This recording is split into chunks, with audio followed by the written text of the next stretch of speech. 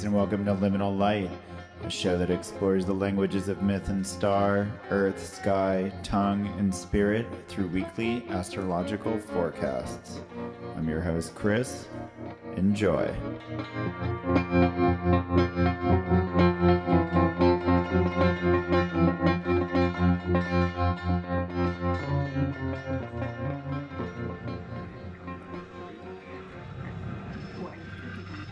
The season for sowing and planting has come. Our plows plunge into the earth and part it with the sun's gleam slender on the curved surface of the blade. We swerve to avoid rocks like geological submarines in slow stasis, lifting and falling with the breath of frost heave. The summer-winter inhale-exhale. Or maybe these dark and oblong giants are like petrified whales surrounded by soil, cool and wet as Venus is said to be, the cool wet of concrete, the cool wet of the ground beneath our feet, held together in an embrace of dirt, rock, rhizome, root, water and worm, capable of fecundity, Bingen's viriditas, the green growing principle, a rope of vegetal fiber that keeps on growing, wrapping around the golden rod that pierces through time. We think of nature as the earth, and that which grows upon it, and banish time to abstract realms of physics, despite the fact that we swim through time's medium each day. There is chronological time, with which we schedule our existence, kairotic or mythological time, which you must anticipate and seize by the forelock to actualize ritual. There are planetary days and hours, with celestial angels and demons guarding each one. There are spirits stationed at each hour of the day by the position of the sun, regardless of which planetary hour falls there. There is season and there is cycle, of which we get our Sabbaths, all fully loaded with lore and packed with personae. There are liturgical calendars with their mystic mysteries, mostly managed by the moon, heliocentric orbits, with each celestial body the hand on a complex clock. In essence, each Sunday is of a continuum of Sundayness, and in Western cultures is overseen by Helios, and has its phoenixes and lions waiting within, as does other parts of the world have their own animals or other deities keeping constant the essence of rhythm in this ever-manifesting dream that either cascades down from the stepping spheres or rolls out of the breath of a divine being. The sun's time in Taurus is a season of Venus, and one in which we turn to the earth in all matters of fertility, or falling into the manifest motions and memories of amassing material abundance, accumulation of pleasure, or the means with which to afford it, of hopeful, happy, or even ecstatic toil, like the turning of the soil in pursuit of future fruits, or the churning of our hips in hope of culminating climax, or of any other lovely labor. Relying on the land is hard work, but satisfying to both body and spirit, as those of you know who have done some farming. Getting a feel for how we feed ourselves is part of Taurus's trajectory, and acclimating to slow and steady pace is pivotal to her lessons. We must work and we must wait. We must plan and prepare, but also play and pray while we pause. We can only go so fast. This is slow work, that of the craftsman's hand whose plane and chisel kiss the wood and caress the grain, rather than slash or hack. We haul loads under yoke as we cross the pasture, but proceed at a pace in which we can pick berries as we walk. Between plowing, seeding, and weeding, there are gaps where we can sit to the side and please ourselves, or else miss the chance to make our moves when the time is right, when we become too occupied to keep watchful. Watchful why? Because we wait for the serpent beneath to slither up to the surface with the apple in its mouth like a roast pig and bear to us the fruit of our labor. And in that moment we might pick or preen it, bathe it with balms and wash it in tonics, clip its cracking tendrils or prune its unproductive twigs, so that it is fit in time for the fair when it will bring blue ribbons. This often requires reaching into the ground itself, slipping our hands into the soil and feeling for the snake, the very current, the green slithering daemon that swims in ink and like an eel of earth circulates black bile through the system. This is the serum itself that causes the catalyst and initiates bulbs of broccoli or bubbles of brassica. The serpent of our spines that quivers our loins, and the serpent under cradles of grass seeps syrup so that we may swell and ripen, and so sap may pass into nests needing nectar, so hives may have jelly, so larvae are propelled by propolis, so pollination pops buds and the elk and moose bellow beyond or below, and with the resonating reed, the vibrating horn, or the resounding drum, fruit that might be beats as living hearts in some fated destiny not very far away, but still we must wait. It is not today. The apple will someday again split and spill its golden guts, but today we finished last year's from the dusty barrel, and with our fingers curled around the shaft, we work our tools into the earth as invitation. Our tines touch a dress of green and other comely garments. We reach below and pull them up, and put them on so that we are seen clear and bright by fae and birds above. It is what we do, we must. On the other end of the Earth spectrum, Saturn now creeps backwards in Capricorn, retrograde motion, very slowly, increasing the tempo of his dirge. As the stern schoolmaster that paces the aisles of desks during a difficult test, he reaches the end of the row, pauses in contemplation, and over our shoulders pivots on his heel silently, looking over at our work, his dry, cold breath like that of a desiccated tomb. Then after an eternity seems to have passed, he takes one slow step and continues down the course from which he has just come. In this process, he looks back over a section of the zodiac, which held his attention since January 10th. You might want to dive back into your diaries and see what kinds of discipline you had to conjure, what kinds of restrictions held you back, what kinds of boundaries and barricades were necessary, and from then till now, beginning considering where the weak points are in your fortifications before you build your tower on top of a foundation that might later fall. After turning direct in September, he'll come back across this territory once more, making sure all the renovations are up to spec. This all occurs in the first decan of Capricorn, and so it is themes of that face which concern this whole end of the Saturn story timeline. Look around yourself. What have you got? What is there in raw form, and what have you built up by hand or plan? What is the structure that holds it all together? How does the skeleton look out in the light? Does your desert suffer from frequent droughts? Does your forest hold enough timber with which to build? Is your hilltop difficult to defend? Are you positioned in the most appropriate place? Or would you be better off at the other end of a caravan? If the former, then level the ground to lay your cornerstone and construct from there step by step.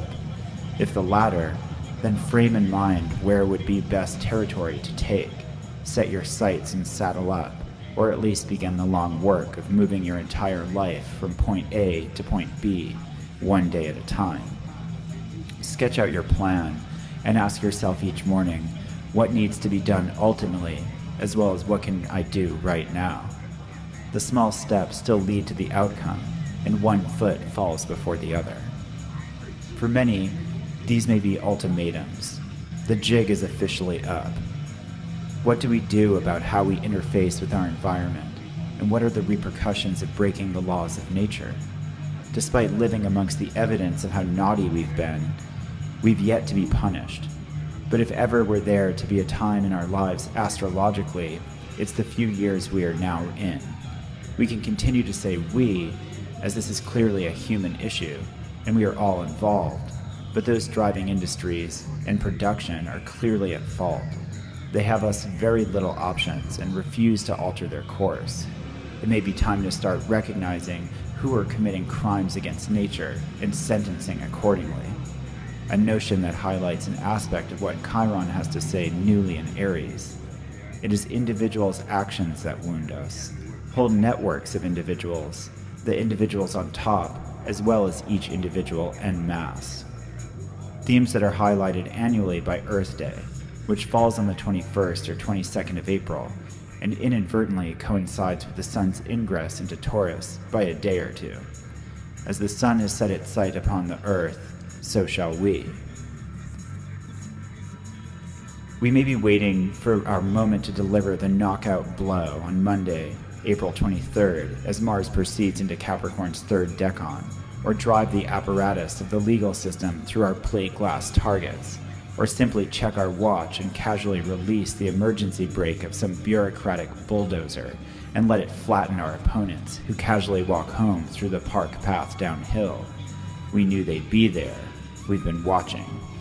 As Mars reaches his highest degree of exaltation in Capricorn's third decan, we may not attract much attention as we close in for our kill. Long periods of inaction followed by a sudden strike. Or everyone might see how we've totally overwhelmed our opposition, really only by waiting until everything seemed against them to make our move. This is attacking through patience, discipline, endurance, and observation, and usually requires no violence at all. We rise from our seats when we know the time has come and the bell rings. The referee holds up our hands and hands us the title belt. This sounds great, right? Hopefully you already know what I'm talking about, and you're licking your lips saying, oh yeah, they'll have no idea what hit him, as it could be just as easily you that is destined to receive the big surprise. The third decan of Capricorn is very much about management. In the first phase, we receive and assess our property. In the second, we build our fortresses and monuments. And in the third, we manage the hierarchies we have erected. Mars here focuses our actions and energy toward defending our managerial systems, as well as enacting imperial takeovers of nearby kingdoms. Control and domination might not be your bag, but with a little reflection, you can probably identify what in your life needs to be managed with stable strategy that could be disrupted by the influence of exterior agendas. It is here you want to tighten your game. In all of this is not surprising that on the 23rd we find the traditional festival of Jupiter and Venus in Roman paganism. Nigel Pennick reminds us that this is the day of St. George the Dragon Slayer in England, who was Bellerophon in ancient Greece, as well as Siegfried in Wagner. Bellerophon defeated the Chimera most famously, but also was the monster slayer general par excellence in pre-Herculean times. His feats, though, only fed his hubris, which led him to attempt to reach Olympus, riding Pegasus, and establish his godliness. Zeus, obviously perturbed by this entitlement, sent a gadfly to bite the winged horse and buck Bellerophon. He fell to the ground, landing in a thorn bush, becoming both crippled and blinded. The falling function of this tale has him on the list of candidates for mythological Lucifer. Is he then Baal Rephaim, the god of healing? A serpent living in the underworld where the fallen heroes that have gone before reach up and aid the living? Like a Tana, carried to heaven by a horse eagle to find the plant of birth? Falling from the high, not back to the ground, but plunging even further into the below, where he becomes the underworld doorkeeper, as Baal Pharasin, means the lord of breakings through. Maybe, maybe not. But in the shamanic journey as well as the hero's journey, the classic rise and fall, and sometimes rise again, are coded into these aspects, as well as this time of year. All things to consider as we approach Walpurgis and the Maypole next week. As they say, our dead ancestors are spirits of fertility, as they had collectively, generation after generation, had sex to produce us. What we do, how we act, what we strive for, and what we initiate seems to spearhead in the spring, and we step from the creaking armor of winter into floral fields naked, and are more than any other time susceptible to serpents and their apples, or as some contest, wheat, grapes, figs, or citron. Speaking of forbidden fruit in the Tree of Knowledge, Venus ingresses into Gemini at 1 p.m. EST on Tuesday, April 24th, opening the aperture on a wide range of attractions and interests. Suddenly, social scenes liven and begin to burble with chatter, as peepers and frogs also now chirp the night away. We may swoon over the most intelligent or best communicator at the soiree. Generally, this portends happy talk, even being sweet-talked, or sugarcoating the reports as we filter from one aesthetic to the next, or quickly from one attraction to another. Creatively, we might turn to the media arts, cut and paste collages, calligraphy, graffiti, or other script, word or message-based forms. As she makes her highly publicized entrance, Venus conjoins Alcyone and Pallades on her way in.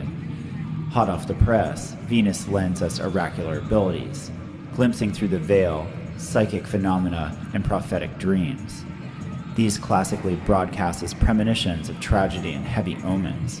As Venus is the tastemaker, expect psi aesthetics to follow, or perhaps precog the next trend and get ahead of the curve. Seeing ahead into the future of fashion may be a pleasure for some, while others may be more interested in getting down to some relationship divination. Get in touch with the Seven Sisters and see if it's meant to be. Common results of Venus passing this point is prominent spotlights on both theater and the ritual arts. Ceremony performed, whether fictionalized or not, as we may be wanting to make enchantment more a part of our lives. As Venus soon sextile Chiron after entry at 8 p.m., we see how her new orientation to Geminiic aesthetic value, as well as her sudden oracular stellar situation, puts her in position to help out Chiron newly in Aries via collaboration. What Venus does here might be of use to wounded individuality and impulses. Is this more mystical Yang finding after weeks of Mercury in retrograde in Aries? Could his personal action logic update revealed some bugs that now need to be worked out? The new logic works well, likely. It's probably just not entirely compatible with the old system. And now we have to fix all the broken parts of the program so it can run painlessly. Venus being ready to use divinatory insight, as well as being desirous and curious about everything going on around her, is ready to offer artful or creative solutions. You might not need to worry about exactly who you are or what you want to say. You've got your own creative interests. Just follow the signs. On Wednesday, April 25th, some mental discord clangs at 5 p.m. as Mercury squares Saturn. This is actually a good aspect for mental work and discipline, but difficult for all varieties of communication. Avoid mediations and negotiations and all-important discussions if possible, as negation, critical thinking, and pessimism reign. Critical thinking, of course, is a necessary and positive faculty, so utilize this for editing, planning, and organization, as long as you don't let a possible bad mood influence what you design. Simply tap into the exacting detail orientation, especially over procedures. Pare down fantasies and burst optimism bubbles, but be careful to not get caught in general pessimism. For some context, this likely will occur between the logic and communication of individual actions clashing against obligations and restrictions of nature and the system. Interestingly, the moon in Virgo opposes Neptune at 8 p.m. Around the same time as the Mercury-Saturn square, the moon waxing in Mercury's earthy and practical sign Virgo gets flooded with irrational intuitions. Feelings or moods tending toward hard work and process orientation are imbalanced by fantasies, fears, delusions, and hallucinations, alternately disrupted or disturbed, most likely emotionally. You may be feeling like getting in a hard day's work, but get sidetracked by complications that may be imaginary, even though there is little way to tell. Even though we have likely been living stories leading up to Thursday morning's conjunction of Mars and Pluto at 7 a.m., we likely will awaken to an overwhelming ambition, maybe beyond all previously conceptual limits, or unprecedented aggression, or mysterious violence, or psychological energy, or extreme psychological stress, or intense occult activity, or some highly transformational actions, or a total revolution, or severe conflicts, or even foundational and strategic assaults carried out by covertly black ops in our own lives. There is no way to tell with Pluto. We only have the themes of mystery, power, fear, initiation, and transformation, and no measuring stick. But approached by an exalted Mars, planning out his retrograde co-present with Capricorn's ruler, cold Saturn, this is likely to be a deep and intense sucker punch in the gut to something or other, which could mean just a nice metaphor synopsis of the movie you just watched, or all too literal. And this means both in our personal lives as well as in the world at large. Pluto stuff we must face. There is no looking away, no escape. We must pass through the night to reach the next day. But I'd try to avoid places and situations you know to be particularly sketchy or dangerous on the 26th, especially those of you who have this degree prominently in your chart. Some people, on the other hand, might not be able to avoid their trial by fire for this conjunction. It's the will of something much bigger. With this aspect still very much in effect, Mercury proceeds back into the second phase of Aries once more at 8 p.m., and many struggles to find their unique voice and independent communication styles so they may express themselves from their own point of view. 2 hours later, the moon in Libra opposite Chiron, and delicate needs of justice and social equilibrium come into sight of wounded individuality, a situation of self-confidence versus social comfort. On Friday, April 27th, to follow along Thursday's lines, at 3 a.m. the moon trines Venus, and social equilibrium and justice become positive or attractive news. News about art and discourse about the aesthetic of social needs. Later that night, at 8 p.m., the sun conjoins the fixed star Hamal, handing out the torches to follow one's own path with assertion and spearhead one's future.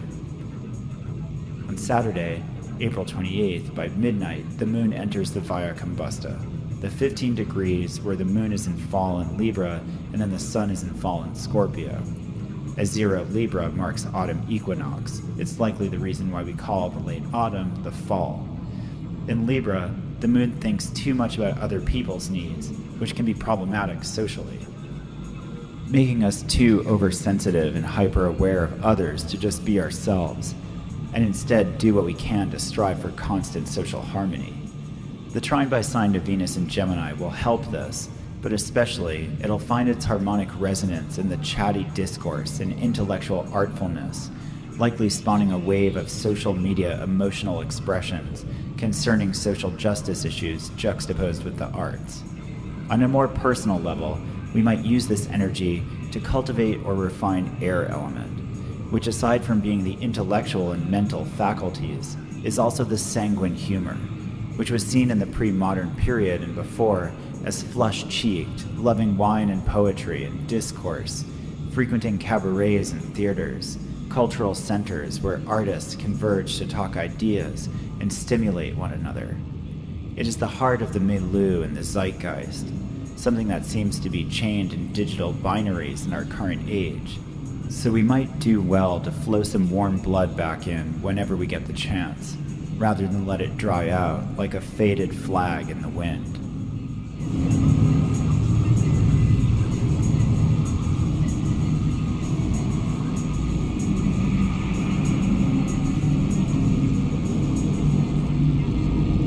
All right, welcome back to the show, Bonnie. Hello. And today we have Damian Languell, mystic sound artist who you might know from Twilight Memories and Broken Generator, trickster, rural resident, community figure, anarchist, and radio DJ. Damian, how you doing? Hello, fellow creatures out there. How are you doing? I'm doing good. Definitely excited to have you on the show today. And so you were just, before we started recording, you were talking about what your last name means. Yeah, so my last name is Languell, and I guess my family originated, the name came from France, and it was around the period that the Scots and the French were allied against the English, and there was a lot of back and forth there, and I'm descendants of French people, at least my father's side, descendants of French that went to Scotland to fight against the English with the Scots. And there's actually a town in France, I don't know if it's still there, but it's Languedoc. Oh, yeah. The word itself is originally means tongue. Oh, wow. Yeah, so... Yeah. Yeah, and the Languedoc is like the region of France where the Albigensians or the Cathars were from, that in that giant massacre of that religion that was kind of had like a Zoroastrian almost Christian kind of persuasion, kind of, it was like very like light or darkness, and there was, they were kind of like had a free love aspect, and had a lot of like experiencing the mysticism of Christ through sensual experiences, kind of like a tantric kind of experience, and also they were keen on using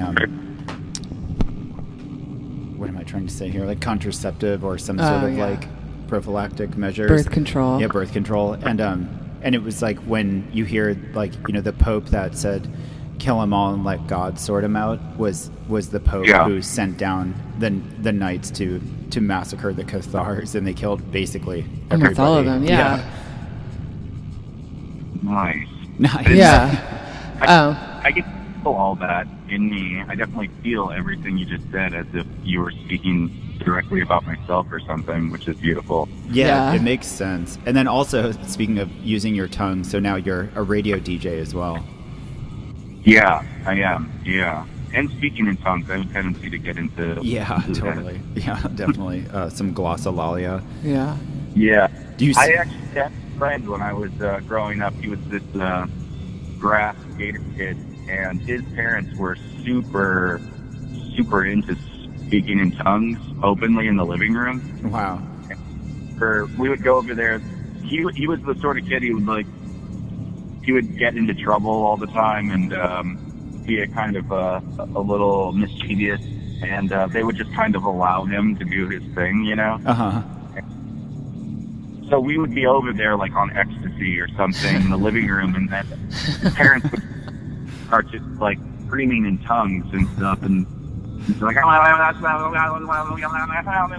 then we're just heightened already, and it just becomes this full embodiment, like right there in the living room with the TV on and everything. And, unbelievable. Yeah, that was always a good kicker when we would go to his house. Yeah, it's always good to have the friend's house that you can go to when you're a teenager that has like the tripped out scene. I think that was my house, I think, when I was a kid. I bet. The flop house. Yeah. I really want to meet your family, by the way. Oh, yeah.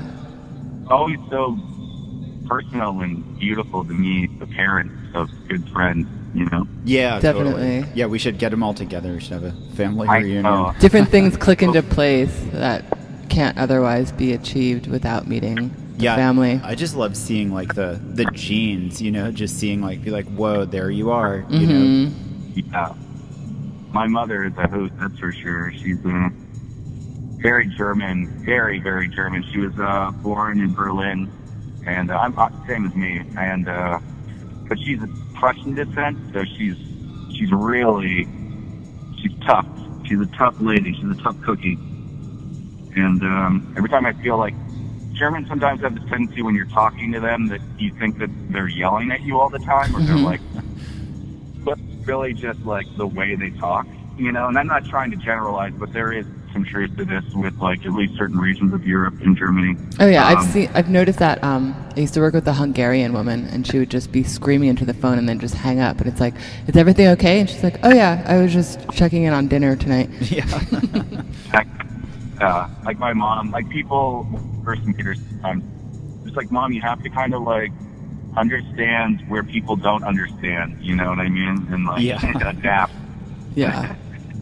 Yeah, I love my mom. Of course. It's really interesting with the German language and like, German, French, and English, and then our language is very much like a synthesis, and that like the French poetry and the German ability to write like instruction manuals, and then so in English you get a language where you can is key for like drama, where like everything is encoded in there for the stage direction, but then also like the poetic language, that like adaptability of like a pidgin language, and that's how you get like Shakespeare and things like that. Absolutely. So are you feeling like the French dynamic within you coming out in the area that you live in? Being so close to Canada? I definitely see some of that. Well, there's Languilles up here, and Languilles, which are, so basically the Languells came to America from Scotland early on. We're like pre-revolutionary. We're the children, I guess we're children of the Revolutionary War or something.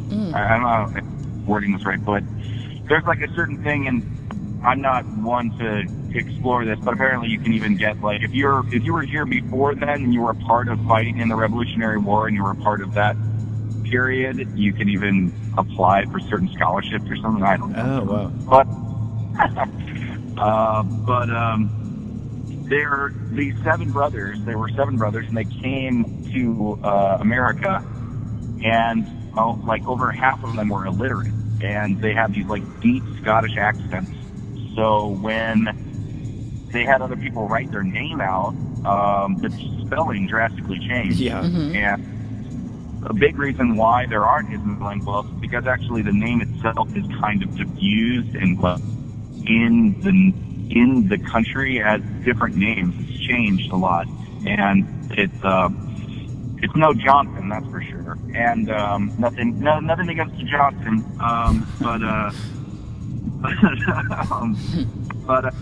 yeah. So these guys are up here, these folks, and I know just from my father's, he was really obsessed with genealogy and stuff, and he definitely, I know that we're related, basically. Yeah.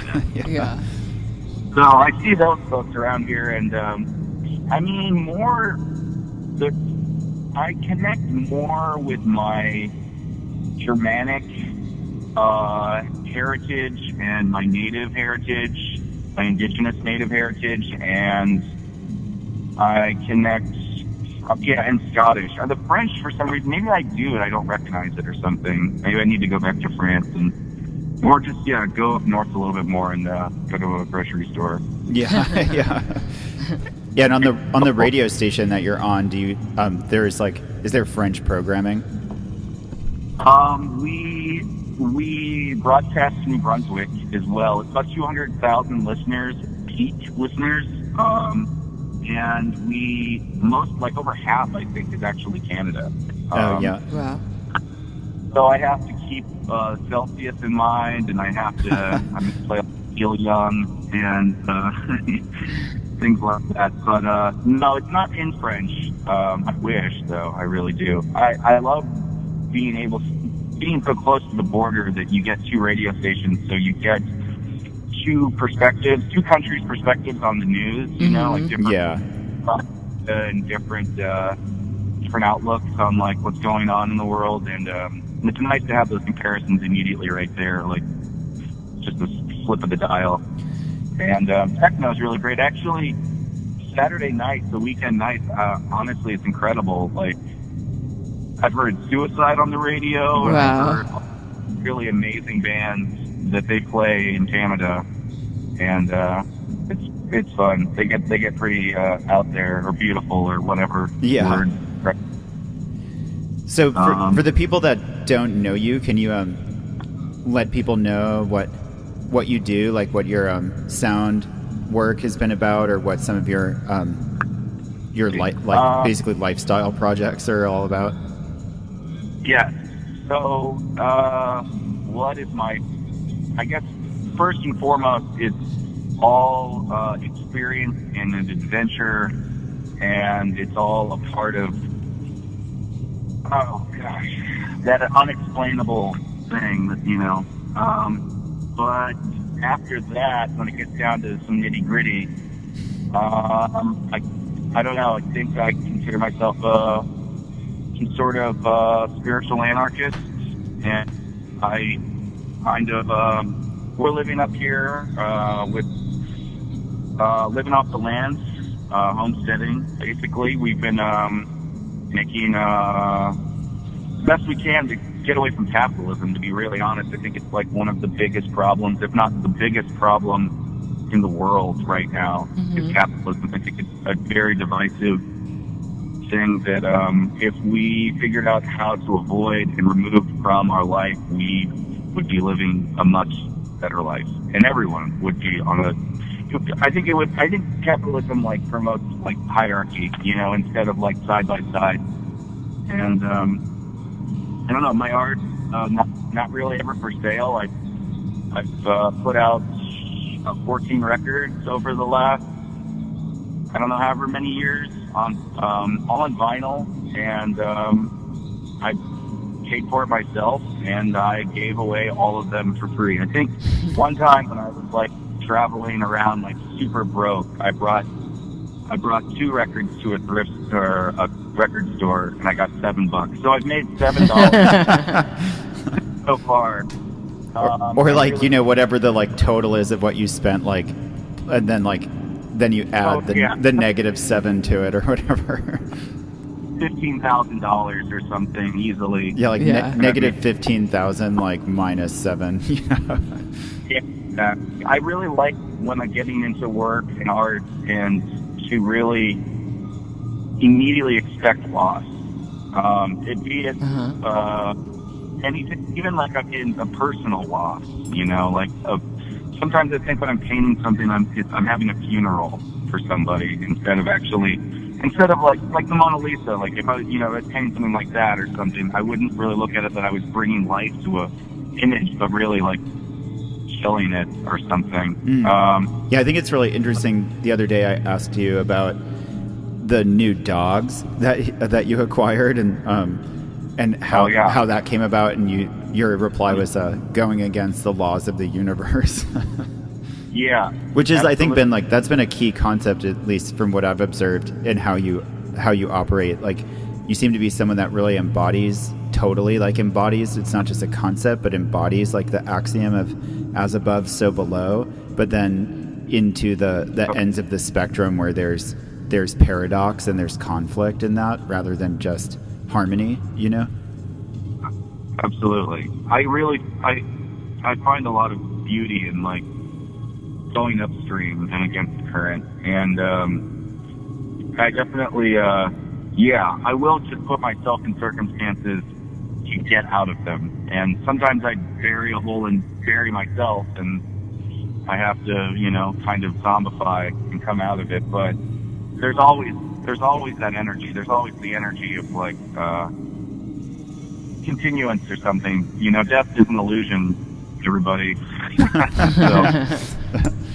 Yeah, I was thinking about that exactly yesterday, and it was really reminding me of experiences and conversations we've had before. And I was wondering, with like right now with the astrological aspects, with we have Mars conjunct Pluto, and then we have Jupiter separating slowly from a sextile with Pluto, and Pluto co-present with Saturn in Capricorn and Mars in Capricorn. There's a lot of like transformation is a really overused word in astrology. Like people will, like a novice approach is like everything you look at and you're like, oh, this is going to be a transformative experience for you, but then when we look at all this Pluto stuff happening, everything pointing to Pluto, and there's like, okay, there's definitely, it's Pluto time, that Pluto is that absolute end, that absolute limit, and like you can't see beyond, and you have to go through this period of darkness. Like I think I wrote in the forecast, like you have to go through the night to get to the day, and when I talk to clients who have Pluto stuff going on, it's really hard for them to accept. Like all the other stuff is much easier. Like even the Saturn stuff, it's like, yeah, this is going to be a really hard period, the most responsibility you'll ever have, things like this. But the Pluto stuff, people are like, they're just not ready for it. I noticed, like it's just happening to them, and they're like, what the hell is going on, But as I was wondering if with all this Pluto focus and this hard Pluto focus in the past couple of months, culminating right now, like you've probably been experiencing that, and has that been affecting your output and your activity? And what do you see like on the astral or in the other world right now? Huge. I feel like a piece of paper being torn into pieces, and I feel thin, not physically, but I feel frail, and not because I don't have strength. I feel frail because I don't know. I feel like being a tree and being cut down and being processed and mashed and mushed and printed on and then given out, and then someone takes it for a second and then just shreds it. And I feel the shred of everything right now. I feel that edge of those fibers that were once this great tree. I feel like those fibers ripping apart and like the final like move before someone throws you into the fire or something and you just become ash and go back to the ground. I feel that right now, and it's really exciting, and it's really demented sometimes, and I love that. I'm not afraid of the dark at all, and I definitely like I'm okay with embracing it because I have some folks that friends or they don't want to be near the dark at all. They want to just be pure light, and I respect that and I love that as well. But personally myself, like I think they're both. I definitely embrace both of them because the more you embrace one, the more you get on the other end of it as well, And I'm definitely feeling change, like great change going on, and it's frustrating at times, and it feels like I only have half a brain anymore, but I know that's not true. Sometimes I'm like, what am I doing so long, and where have I been going, and what, I'm questioning everything. I mean, just even like an hour ago, I wasn't even sure I was going to live here anymore. I wasn't sure if I wanted to be alive, and it feels good. Even when it doesn't feel good, it still has this sensation that is equally as important, or it's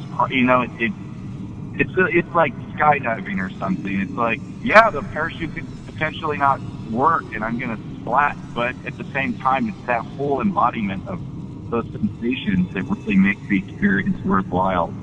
And also I think you can get, not that there is really a depth, because I don't know if there really is depth in everything, but it feels like there's, you get further into something, Yeah, it's interesting. I think people that tend to actually embrace the light and the dark equally come off as much more dark to people. Just like, well, I mean, yeah, like even though because it's so much more dark than what's common, but they're like, wait a minute, no, they're equal light and dark. They're balanced. Yeah, they're balanced. Yeah, but they just appear. I'm too light.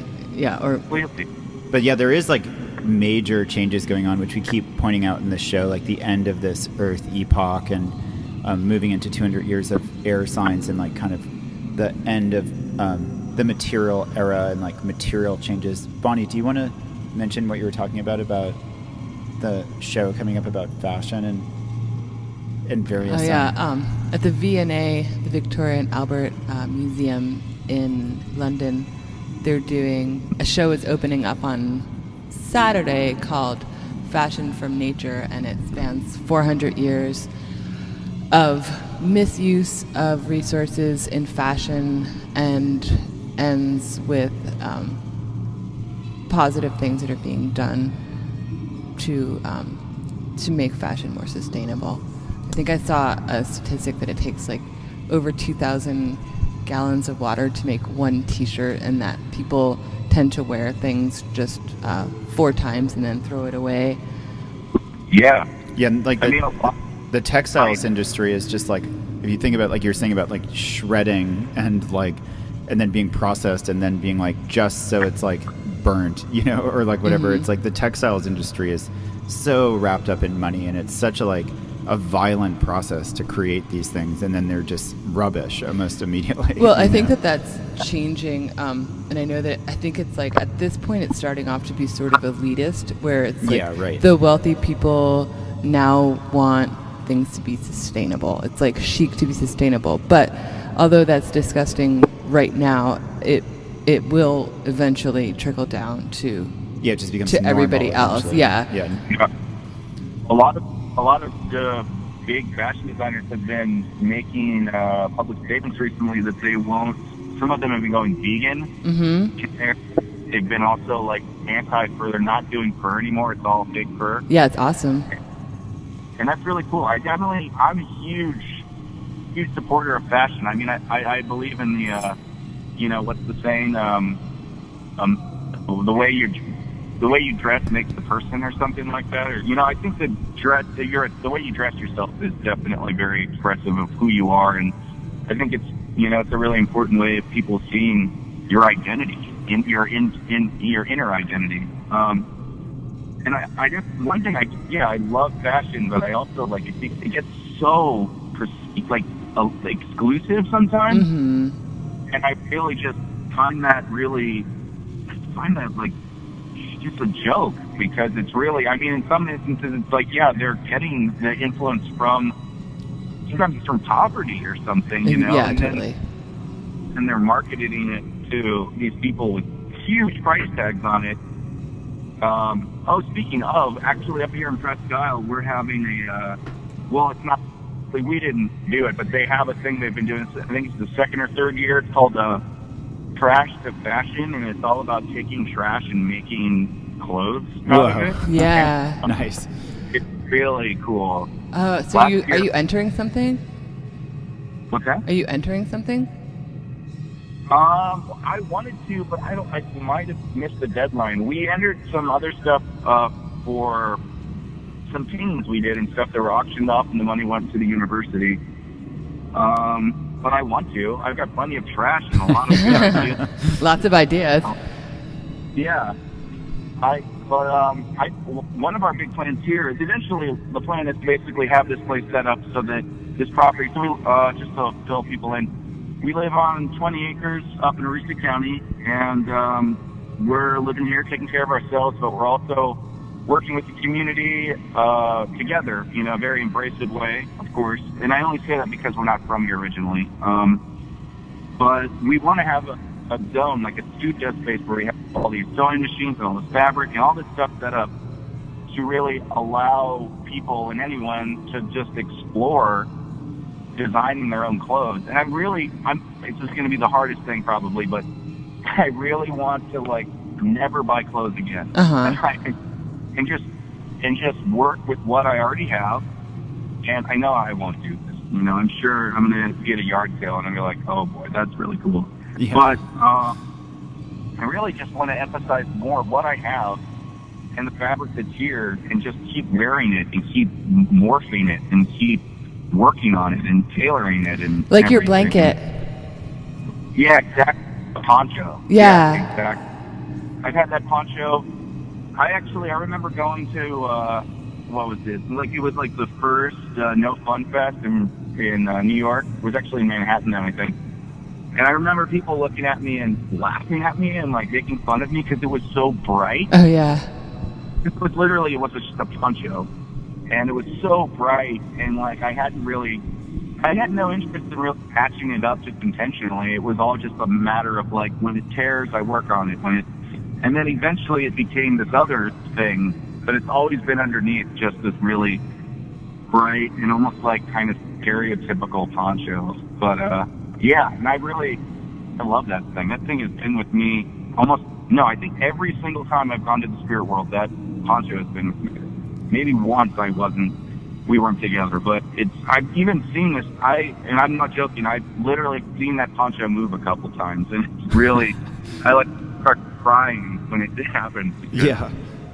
I feel like Spawn from Image Comics. I feel like Spawn with his cloak or something when it comes to that thing. Yeah, and that's what happens if people have garments that they don't discard or think of them as just things that they have while they're attractive, and then as they become fray and they're dying, then you're just like, oh, this, I'm not attached to this anymore, this is meaningless now. But where I don't know, it's very ahead in a way. It's like, well, what are we going to do with in our community of people that have been shopping at, like you said, yard sales and thrift stores exclusively since they were 13 or something, and then now it's a big trend to say we can, new clothing is pretty much out, or it's its days are numbered, right? And in a sense, and more and more people turning to that. And I remember when I was 14 being able to all the clothes that you'd go to a kind of secondhand shop, and they'd all be from between the 50s and the 70s, and wearing the most amazing stuff as a high schooler, where I see pictures of my dumb face in high school and be like, but I have this amazing, Beautiful. or no, you know what I'm saying? You look Mm-hmm. at your adolescent self and you're like, oh my God, but then you're like, man, that outfit is sweet, Mm-hmm. and then stuff you just can't find now. But then as more and more people turn to thrift stores, it's just like it's already slim pickings, and then it's going to be like next to nothing pretty soon. You're going to only have Target stuff from like the mid 2000s. Oh, I like, know. And so like hold the solution in a way is just holding on to stuff and reworking it. Which is definitely, I think, that's the next step, because I mean, I grew up, my family was dirt poor growing up. Dad was in the Army. We were just below the low, and we only had the option of thrift stores, the dollar store, and yard sales, and we went religiously all the time. My mom's first job in America, she worked at a thrift store. She still works. I mean, my first job was a thrift store. I mean, that's where that was like, oh, you work, it was where we knew where, it was a place to go. We knew how to work, and like we had an eye for it from doing it so much and stuff. And in the end, you find stuff, you're like, I mean, my mom finds stuff all the time. It's really beautiful, but, and we've accumulated this perception, I guess. And I guess you can take that in a lot of different ways, but, it definitely, now I'm looking thrift stores, and I hate to do this, but I call people out about this. People have their cell phones out and they're like checking prices, and they're flipping it on Etsy and they're putting it online. You know what you're doing, right? You're basically starting the movement of the like abolishing thrift stores, where eventually there'll only be boutique shops, and there won't be like a place where I can get something for a quarter anymore. And now I have to and that's where it is. Like, we now probably should start focusing on taking what we have and emphasizing it more, giving life to it, and having it be not just like this one little thing that we have for a moment, but actually part of our full identity, and allow it to grow and mutate, just as we should ourselves, mutation, For sure. Yeah, it'll be really interesting to see the permutations of what happens with this changeover in like a materials revolution, especially as Uranus enters Taurus, like in mid-May. Seems like that's going to be a big catalyst to the story, and that Uranus becomes like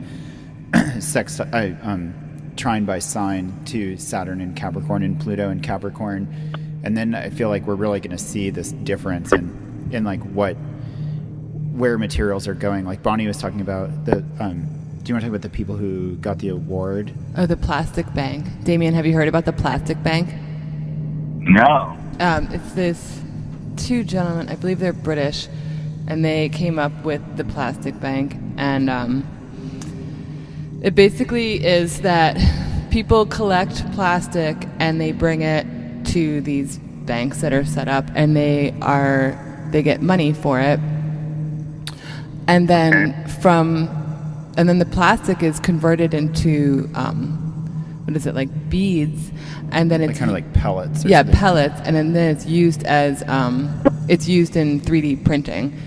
And so the whole point is to just, of course, like use the plastic that we have, because the founders see it as a resource, also to and then there's the monetary motivation for everybody to get involved in this and to bring the plastic.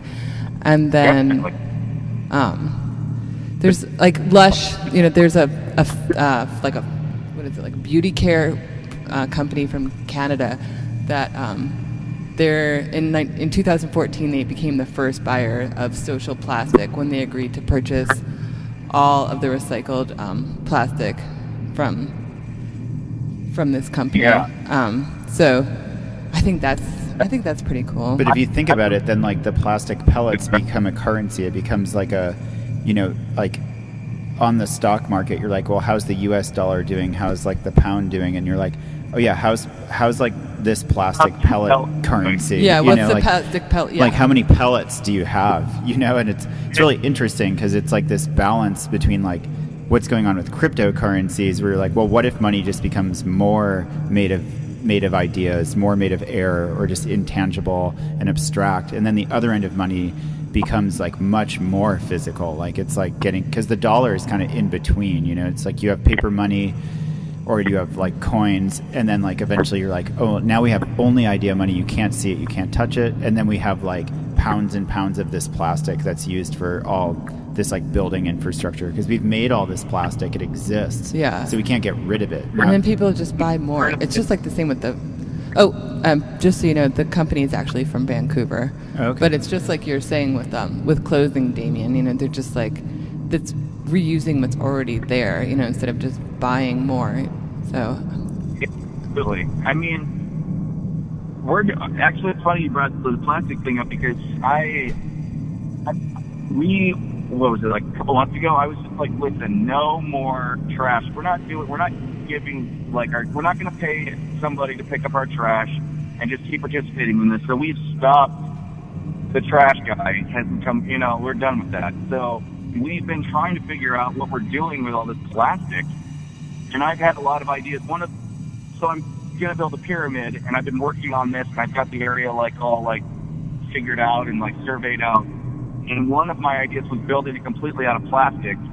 And then I didn't really want to do that, but I still really embrace this idea of just collecting all this plastic. If we use it, if we go out there and we're still transitioning into like a new way of doing things, or like an older way, let's say, but I feel responsible for every piece of plastic that I buy.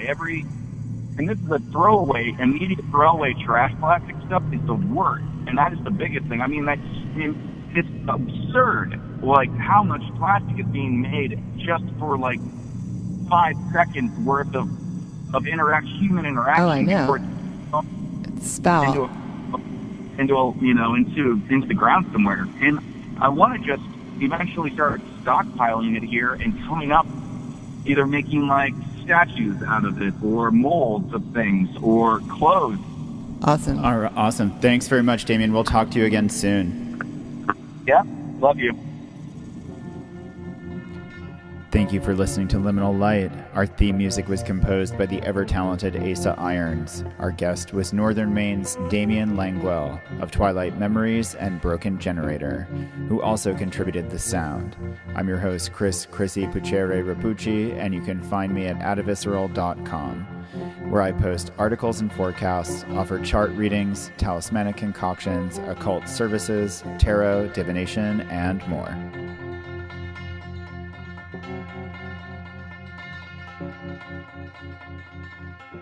Thank you.